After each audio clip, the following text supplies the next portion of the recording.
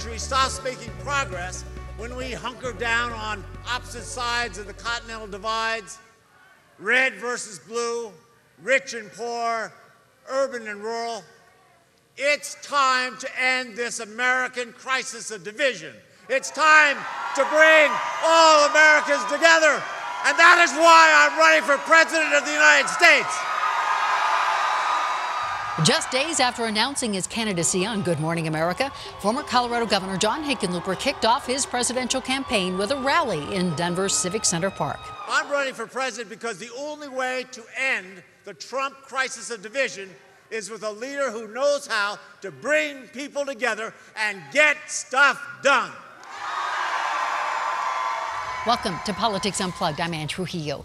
Former Colorado Governor John Hickenlooper is the first person from Colorado since Gary Hart to throw his hat in the ring to be the Democratic candidate for president.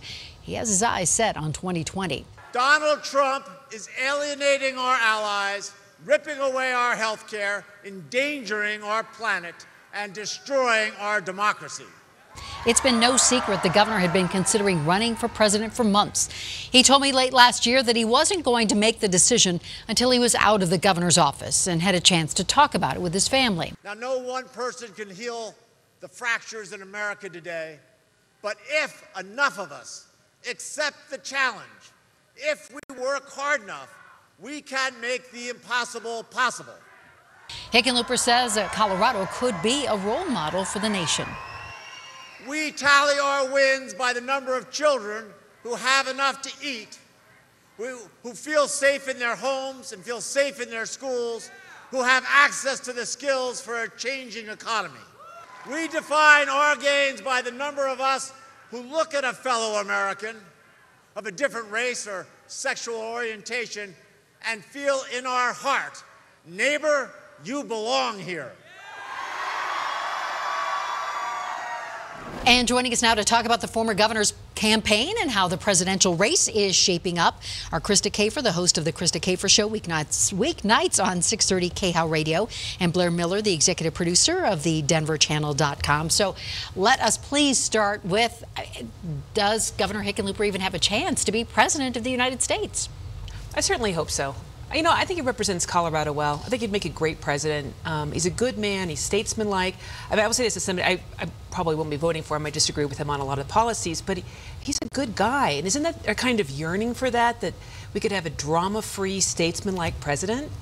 Drama-free. Yeah, I think everyone might prefer that, but I just don't know if the political climate is right in 2019 and 2020 for Hickenlooper to kind of come out of that Democratic primary, just because there's so many people already involved and so many different types of progressives on that spectrum. Because could he, I mean, I think he'd like to appeal to progressives, but he really is more of a centrist, right? Mm-hmm. Right, and I think that was what, a lot of political people that we spoke with last week talked about was, he was the extreme centrist or extreme moderate, and he doesn't like that word, but his first campaign ad comes out and he's using more progressive language than we've seen him use when he was governor, I believe. And so I'm interested to see how he's going to continue that, as he I don't want him to move left. I want him to stay centrist because there's nobody fulfilling that niche right now. There is a run to the left, the far left, when it comes to most of these Democratic candidates, whether it's Cory Booker or Kamala Harris or Bernie Sanders. It's like, how left can we be? How much can we embrace that goofy Green New Deal?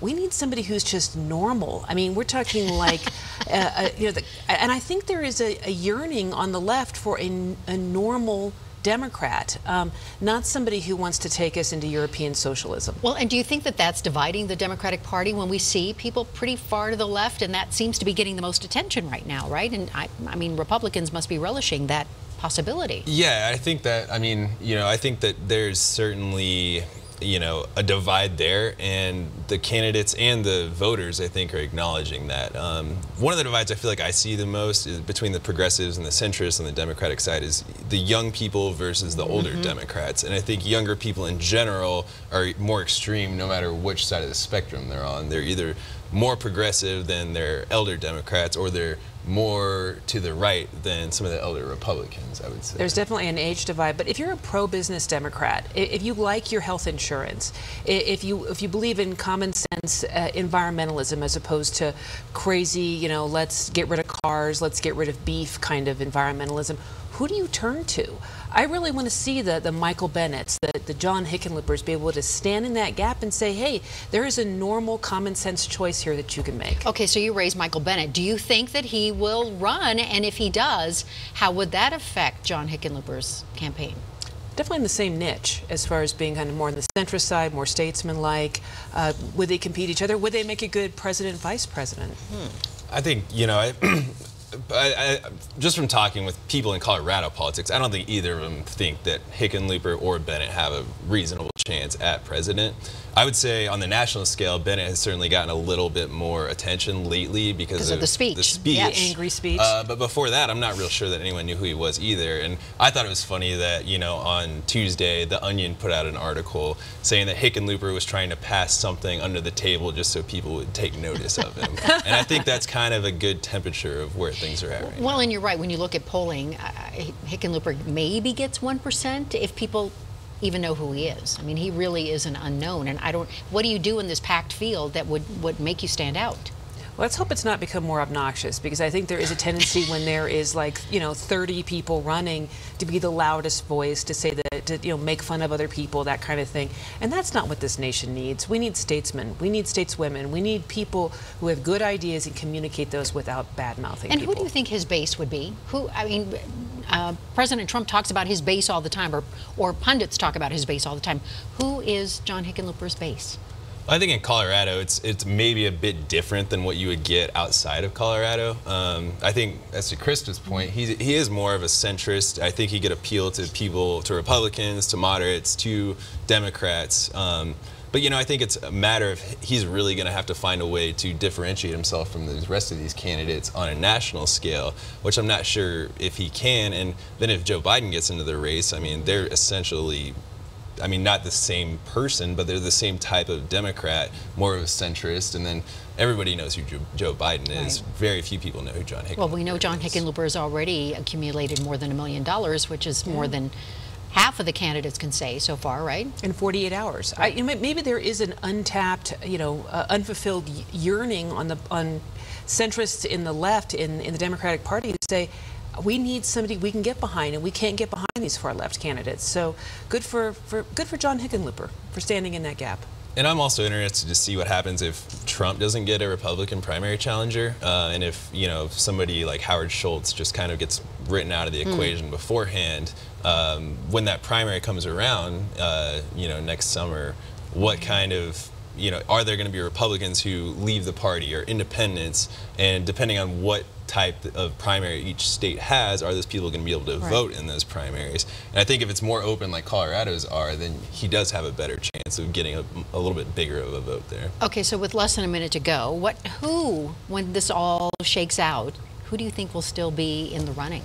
You know, it's anybody's game, and there is a march to the left. We could end up with a very kind of loud far left candidate, but I don't think that's what the nation needs. So I'm hoping that people will start to run that are common sense, statesmanlike, and we could see that with a John Hickenlooper.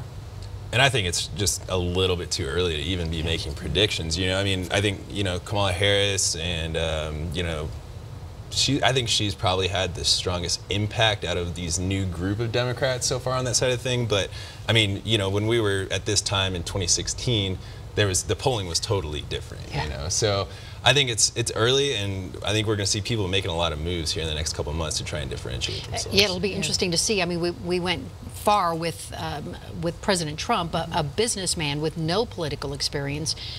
You think we're going to try to find somebody in between now, somebody who can handle both sides here? Well, it'd be nice. I mean, Michael Bloomberg saying he's not going to run, I think certainly helps Hickenlooper's progressives. Howard Schultz would be interesting. I mean, a businessman, a calm demeanor, a smart person. I say, you know, give the American people a bunch of choices and see how it shakes out. Well, we're getting a lot of choices right now. Yes, definitely. Krista Kafer, thank you so much. Blair Miller, appreciate you both being here, and we'll be right back.